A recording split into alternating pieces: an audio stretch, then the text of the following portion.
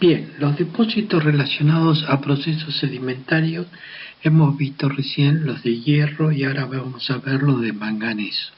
Dentro de estos últimos tenemos los de manganeso sedimentario, que serían los equivalentes a los de hierro sedimentario, y luego los nódulos de manganeso que están asociados a los fondos oceánicos y hoy constituye un recurso pero no una reserva porque no tenemos la tecnología para poderlos explotar. El manganeso es un elemento litófilo con tendencia oxífila en la corteza superior. Su clar es 1000 partes por millón, es decir, 0,1%. Es un oligoelemento. Es un metal de transición, blanco grisáceo y de aspecto similar al hierro. Es duro pero es muy frágil, es refractario y fácilmente oxidable. Tiene un comportamiento bastante particular, ya que se presenta en rocas granitoides en razones de 400 a 500 gramos por tonelada, mientras que en los basaltos lo hace en contenido de 1500 a 1600 gramos por tonelada. Y esto es seguramente debido a su vinculación con esas rocas volcánicas, ya sea continental y submarina. Puede formar silicatos, fosfatos, pero principalmente sus minerales de mena son óxidos. Tiene cierta afinidad con el azufre, pero los sulfuros que presentan, la agüerita y la lavandita, son bastante raros, a diferencia de los sulfuros de hierro como la pirita, que es un mineral muy común. Y su estado de oxidación está presente bajo distintos compuestos, desde los números de oxidación +1 hasta +5. En el ciclo endógeno, durante la cristalización magmática, raramente está presente en concentraciones suficientes para formar minerales independientes y en general sustituye isomórficamente al hierro tanto por sus propiedades químicas como por su radio iónico. Las soluciones sólidas entre el manganeso +2 y el hierro +2 son frecuentes y la sustitución del manganeso por el magnesio es más limitada y por el zinc y el calcio es mucho más rara. En la cristalización magmática se presenta menos habitual como silicatos y fosfatos y principalmente como óxidos. Y está presente en la etapa hidrotermal en sectores distales de los depósitos tipo SEDEX, en skarn y en depósitos epitermales. En el ciclo exógeno forma los depósitos más importantes desde el punto de vista económico.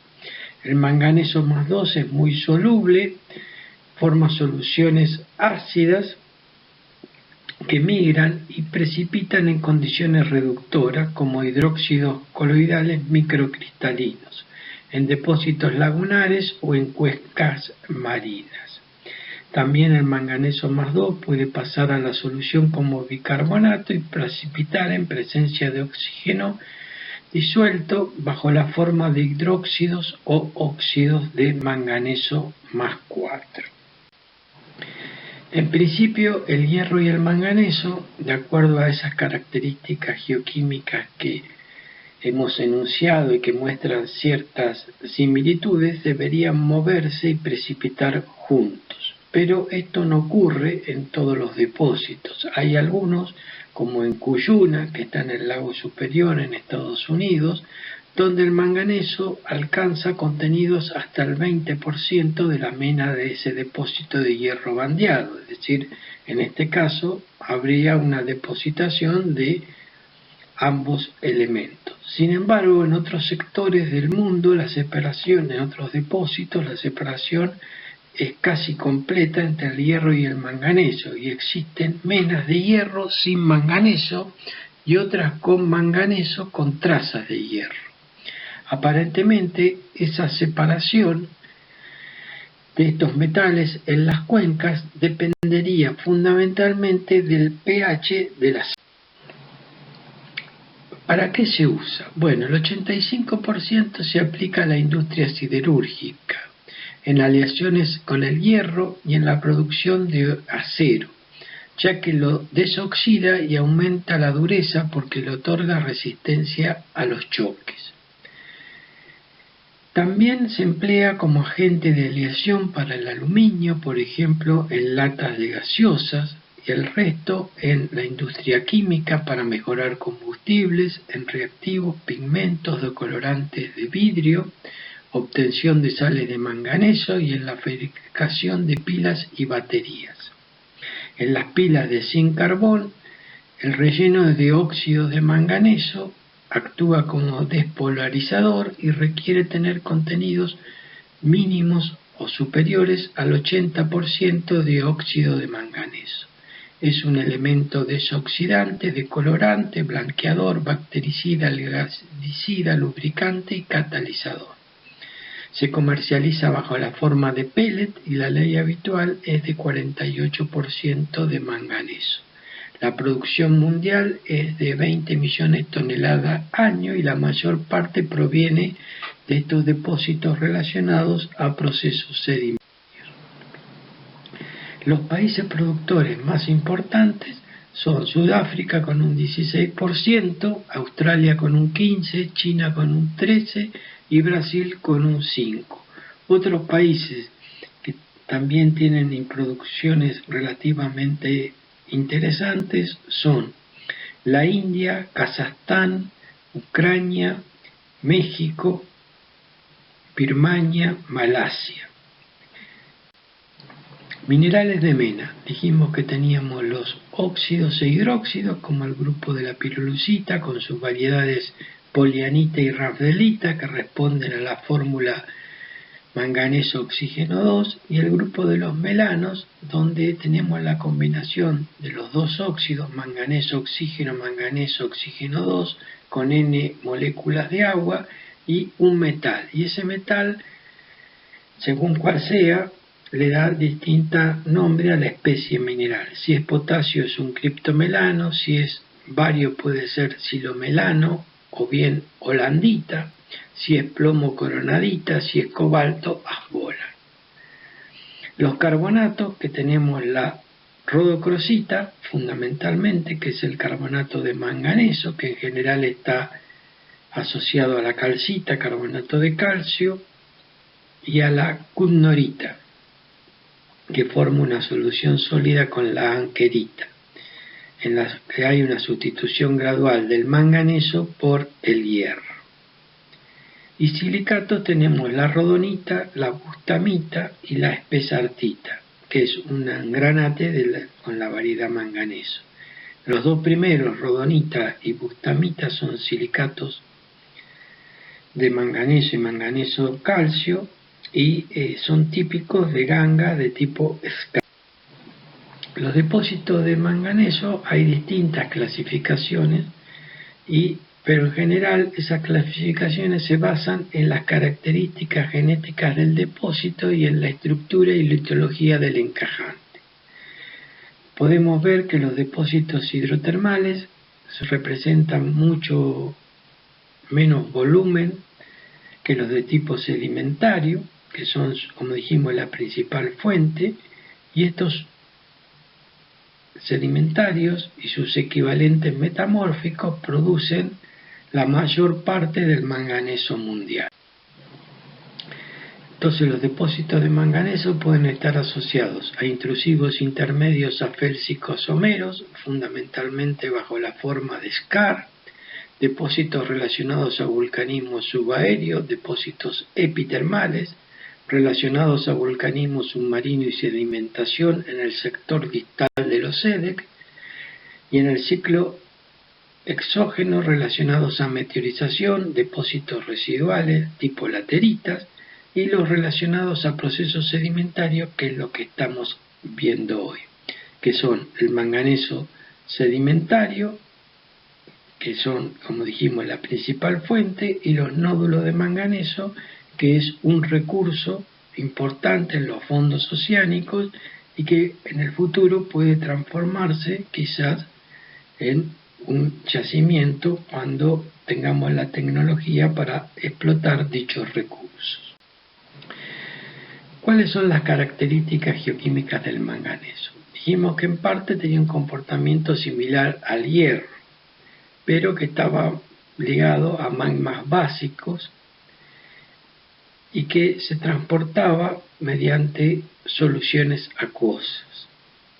Los procesos de intemperismo y meteorización logran la separación y posterior migración de este elemento, y el manganeso es más soluble en aguas que contengan dióxido de carbono. ¿Hasta dónde migran? Y migran hasta que cambian esas condiciones y precipitan como hidróxidos y óxido de manganeso. Y eso ocurre en forma escalonada, de modo que primero van a precipitar las fases más transitorias, precursoras, y luego gradualmente las especies más estables. Ese comportamiento de esas soluciones acuosas ricas en manganeso entonces está condicionado por las condiciones redox.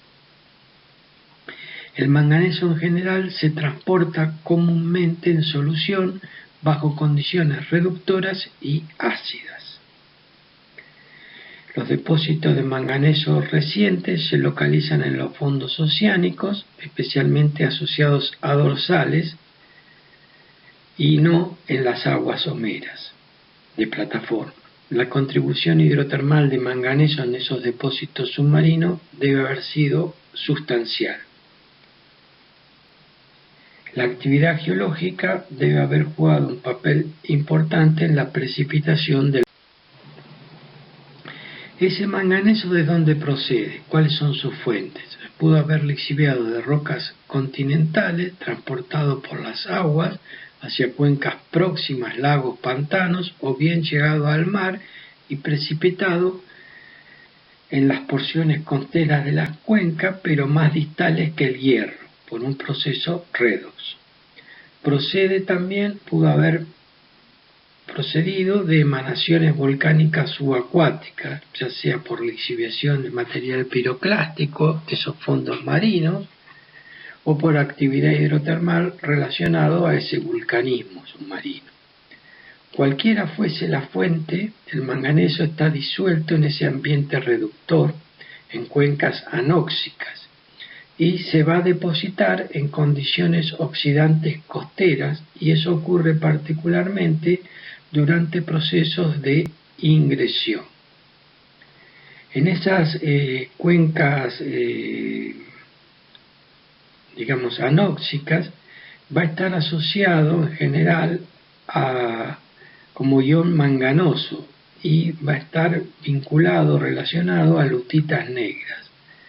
Hay algunos depósitos sedimentarios que contienen facies laterales de lutitas negras formadas en esas cuencas anóxicas, y estas lutitas negras tienen o son portadoras de niveles de manganeso, como es en Coquimbo, en algunos ambientes. Entonces el manganeso se mueve y se precipita junto al hierro, como vimos en Cuyuna, pero en otros sitios el manganeso se separa del hierro, existiendo menas de hierro sin manganeso. La oxidación y solubilidad diferencial del manganeso con respecto al hierro sería la explicación para poder justificar este comportamiento diferencial. La separación de ambos metales va a depender entonces del pH de las aguas. A aguas con bajo pH, es decir, aguas ácidas, el manganeso se retiene disuelto por más tiempo que el hierro, mientras que en aguas alcalinas con alto pH estos elementos precipitarían de manera conjunta. Los compuestos de hierro son menos solubles que los de manganeso. Entonces el hierro va a precipitar siempre primero que el manganeso. La solubilidad del hierro y del manganeso va a estar en función de su grado de oxidación. En estado reducido, ambos son muy solubles. En ambiente exógeno, el manganeso se dispersará más rápido que el hierro. Dijimos que el primer grupo de estos depósitos de hierro sedimentario, de manganeso sedimentario, que era equivalente a lo de hierro sedimentario, tenemos que la depositación de este manganeso se produce por precipitación química en ambientes marinos poco profundos, hasta 300 metros aproximadamente. Son secuencias asociadas a áreas estables o a márgenes de cratones. Estos depósitos se presentan en dos tipos de asociaciones. Lo más común es con ortocuarcitas, areniscas glauconíticas y pelitas. Comúnmente son depósitos oolíticos, por ejemplo en Nikopol, en Ucrania. Y luego también ocurre asociado a carbonato, como en Marruecos y en Apalaches. Pero en general, estas capas con carbonatos no son económicas. La única excepción es un depósito de México que se llama Molango, donde alcanza espesores de hasta 60 metros y una extensión de decenas de kilómetros. Estos depósitos de manganeso sedimentario, la mena es pirosilucita, silomelano y carbonatos hacia el interior de la cuenca. Y esos carbonatos son mangano-calcita y rodocrosita. Son depósitos que contienen más o menos el 30% de los recursos que existen en rocas fanerozoicas y el 70% más de los que están en formaciones cenozoicas. Y la ley más común es en torno al 25% de manganeso. Dentro de estos depósitos de manganeso sedimentario, que dijimos que su ejemplo era Nikopol en Ucrania, son una serie de depósitos como Nikopol, Chiatura en Georgia y Traquia en Turquía, que están distribuidos o rodeando al Mar Negro. Estos depósitos de manganeso tienen dimensiones importantes, se alojan en areniscas, margas, lutitas, bituminosas, y durante el Oligoceno se ha determinado que el Mar Negro tenía una mayor extensión y formaba una serie de cuencas restringidas con condiciones reductoras, pH neutro y presencia de dióxido de carbono, lo que favoreció la lixiviación del manganeso de los sedimentos marinos. Los óxidos de manganeso precipitaron en las zonas más superficiales, más ricas en oxígeno, y se proponen como dos etapas de formación. Primero la precipitación de hidróxidos y óxidos de manganeso en condiciones oxidantes y luego la transformación de estos en carbonatos durante la diagénesis en condiciones que cada vez son más reductoras. Nikopol, dijimos que estaba en Ucrania, está en el sur de Ucrania y representa más o menos el 40% de la producción mundial. Es una cuenca de 250 kilómetros de largo por 25-30 kilómetros de ancho, de edad oligocena inferior, y está asociado el manganeso a depósitos areno-arcillosos. Se reconoce una zonalidad que está óxidos asociados a areniscas, óxidos y carbonatos con areniscas y margas, y carbonatos de manganeso con pizarras. La mena se dispone en bancos de 2 a 3 metros y medio de espesor y está integrada por rodocrosita, manganocalcita, pirulucita, manganita y glauconita. Analíticamente, la ley media tiene 24% de manganeso, 1.3% de hierro y luego tiene fósforo 0.09% y trazas de cobre, níquel y cobalto en partes por millón. Hay otros ejemplos de manganeso sedimentario, pero estos depósitos serían de antigüedad equivalente a un BIF, es decir, serían depósitos de edad precámbrica. Y ahí vimos que hay dos subtipos reconocidos. Uno donde las capas de manganeso están separadas de las de hierro, como es en Brasil, en un yacimiento que se llama Urucum, y donde las capas de manganeso y hierro estaban juntas, como vimos que llegaba el manganeso a un 20%, como era en Cuyuna Range, en el lago superior, en Estados Unidos. La separación entre el hierro y el manganeso va a estar en función de la solubilidad de estos dos elementos y de las condiciones de H y pH del medio. Y acuérdense que el hierro siempre precipita antes que el manganeso, y que el mayor aporte de manganeso va a ser a partir de exhalaciones submarinas. El segundo tipo, que dijimos que hoy eran recursos y que a futuro quizás sean reservas, son los nódulos de manganeso. Se concentran en los fondos pelágicos de los océanos Pacífico, Atlántico e Índico. Están presentes o están asociados a arcillas pelágicas y la tasa de sedimentación es de unos 7 metros por millón de años. Se encuentran entonces en estas turbiditas abisales o en depósitos biogénicos calcáreos y silicios, y se presentan como concreciones que tienen manganeso y hierro como productos principales y luego cobre, cobalto y níquel. Están dispersos en esas llanuras oceánicas, en dorsales mesoceánicas y en pisos oceánicos profundos, entre 2.000 y 6.000 metros de profundidad.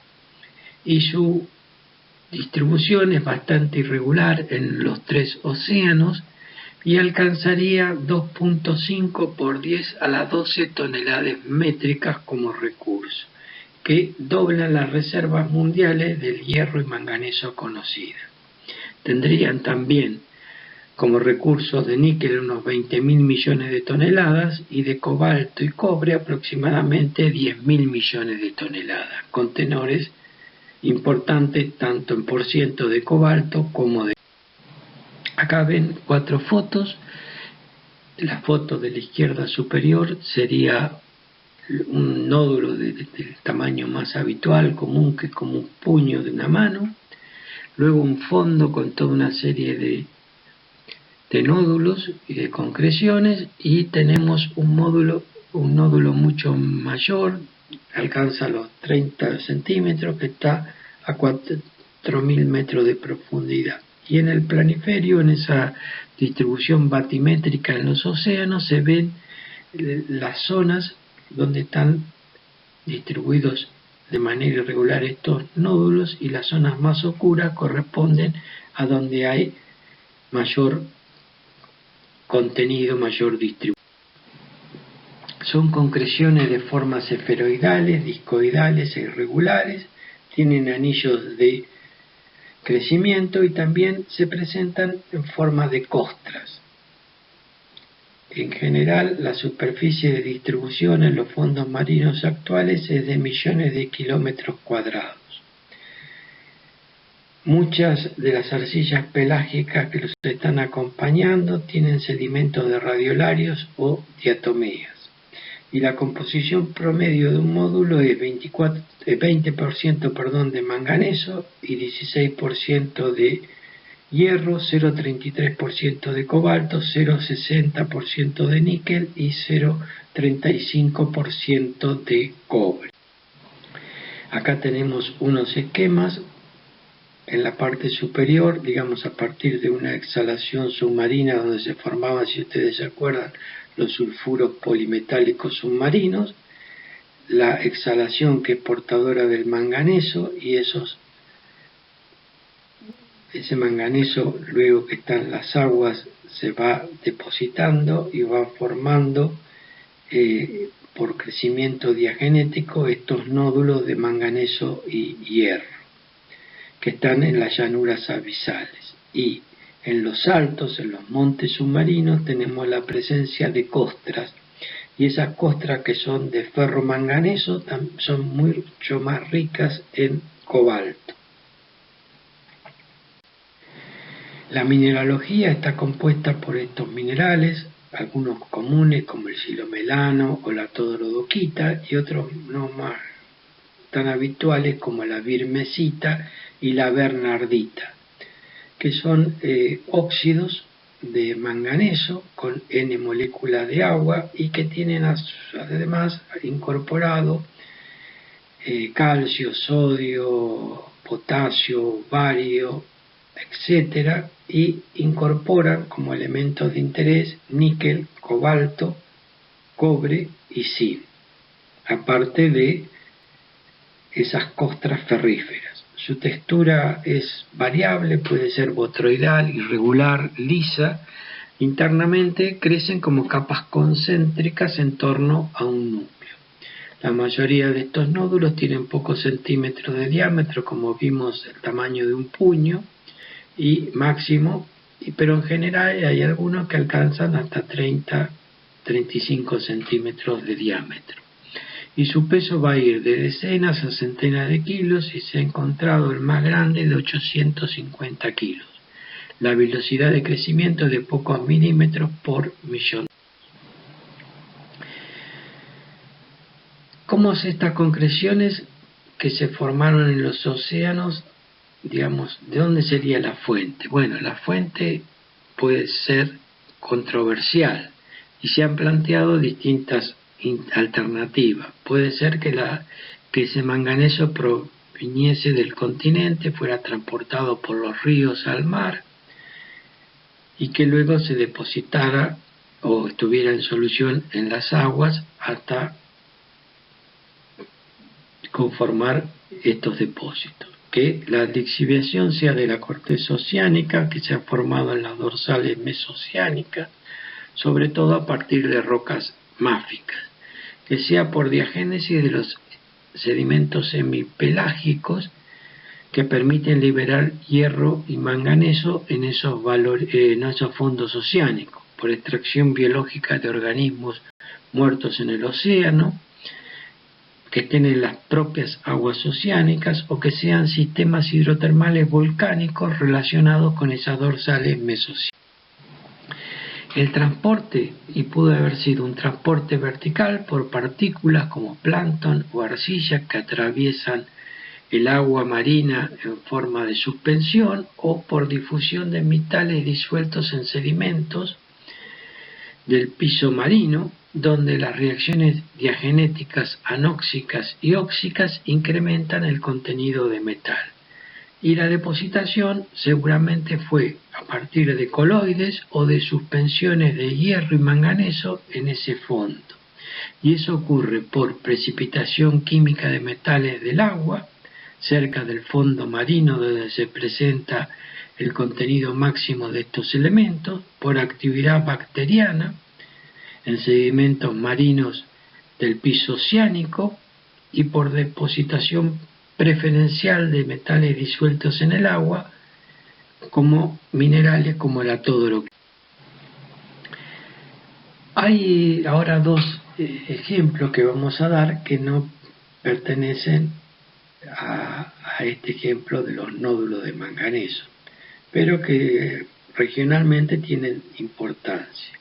Uno son yacimientos de manganeso asociados a lagos y pantanos en un ambiente de tundra. En ese ambiente de tundra, como ocurre especialmente en el norte de Rusia, tenemos que el intemperismo de las rocas provoca, digamos, la movilización del manganeso y del hierro hacia cubetas, hacia lagos y pantanos, donde están alojadas en ese ambiente de tundra. Estos elementos se van a separar dentro de ese lago o pantano debido a la oxidación de la materia orgánica y van a precipitar formando geles. Más próximo a esa zona de alimentación, digamos, vamos a tener la depositación del hierro y a medida que se va profundizando ese lago vamos a tener la formación del manganeso. Son manifestaciones de óxido de manganeso que tienen escasa importancia económica y el modelo fue diagramado por este autor para un depósito de un lago de agua dulce en un ambiente de tundra en Rusia. Y luego tenemos los depósitos productos del intemperismo. Entonces el manganeso en climas tropicales y a partir de una roca madre que tenga alto contenido en este elemento puede formar acumulaciones residuales y formar depósitos de tipo lateritas. Un ejemplo de esto es un depósito que está en Ghana, en el sudoeste de ese país, que se llama Suta. En ese sector hay rocas precámbricas que tienen o son portadoras de niveles de manganeso como pirolusita. Posteriormente, esas rocas, que fueron originalmente rocas sedimentarias, sufrieron procesos de metamorfismo que las enriquecieron y formaron un protore o roca madre rica en manganeso que se llama gondita. Esa roca está constituida por rodonita, rodocrosita y espesartita, más cloritas y cuarzo. Durante el terciario, esa zona queda expuesta y es peneplanizada, y en esas condiciones impera un clima tropical, y desarrolla un perfil de laterización, donde tenemos una cubierta de mena laterítica, luego una mena laterítica, la mena lixiviada y finalmente la roca madre o protore, que es la gondita.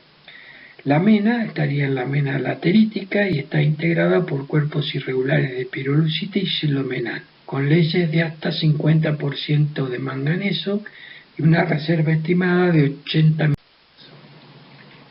En Argentina no cuenta con yacimientos de manganeso sedimentario y los depósitos que se han explorado y explotado son depósitos de tipo epitermal. Son estructuras betiformes y en general se alojan en granitoides, pórfidos fundamentalmente. Las leyes varían de 20 a 30% de manganeso y el distrito, que tiene las mayores reservas, que es en torno a 500.000 de toneladas, se encuentra en el norte de Córdoba, al noroeste de Villa María y sur de Santiago del Estero, más o menos.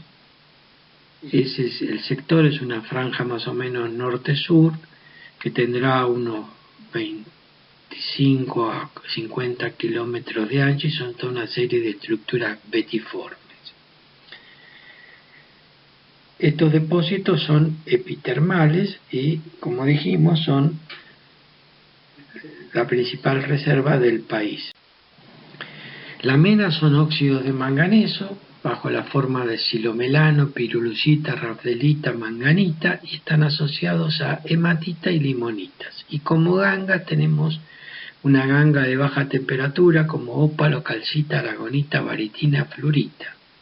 Acá se ven cómo fue explotado a través de rajos que alcanzaron, sigue la estructura de la veta, dejan puentes entre ambas paredes de la veta para que no se cierre esa fractura y tenían esa roca granítica como rocas de caja y en la parte central en general tenían una brecha de falla o bien un micropórfido y hacia ambos hastiales, es decir, entre la brecha y la roca granítica teníamos las vetas de manganeso o vetillas que en general no superan los 25-30 centímetros de espesor y siguen toda la estructura. Esto se ha explotado hasta profundidades máximas de 20 metros. Acá tenemos un detalle de esa estructura brechosa central con la ganga y luego otra que tenemos la calcita, la roca de caja y esas salvandas grises más oscuras que representa las vetas. En la parte superior el mineral de la veta y en la inferior esa zona brechosa. Se interpreta que fueron formadas por fluidos hidrotermales que se habrían mezclado con aguas cognatas, las cuales aportarían. Acá tenemos un estudio que hicimos en este depósito, o en este distrito, en el cual pudimos reconocer la siguiente secuencia paragenética. Partimos de los óxidos de hierro, que estarían en el estadio 1, que son óxidos de hierro mucho más abundantes que los de manganeso, con presencia de magnetita, hematita y algo de guetita. Luego un estadio 2 y 3, donde los óxidos de manganeso predominan sobre los de hierro, con holandita, criptomelano, romanequita, todoroquita, sutita, pirolucita, rafdelita, manganita, braunita, etc. Estos tres estadios serían producto de una deformación compresiva, y luego tendríamos el último estadio, que sería una estructura de dilatación, donde presentan una serie de minerales de ganga que son todos de baja temperatura, bien típicos epitermales, como la calcita, baritina, ópalo, calcedonia, fluorita y cuarzo. Y ese mismo esquema está explicado en este block diagrama, donde se ven esos 4 estadios y el último con esas estructuras abiertas, con estructura tipo diente de perro, con espacios abiertos, muy característicos de esas bajas presiones y de temperatura, con esos minerales como calcita, calcedonia, baritina, etc. Independientemente de este detrito, que es el más importante, se han explotado otros depósitos de manganeso epitermales en el país, como La Escondida, que está en la zona del bloque de San Rafael en Mendoza. Se explotó en las décadas del 60 y 70 del siglo pasado y se extrajeron unas 164.000 toneladas. La mina Etel fue la principal mina en explotación y estaba compuesta la mena por silomelano, ópalo, calcedonia y fluorita, y se alojaba en pórfidos cuarcíferos de edad pérmica.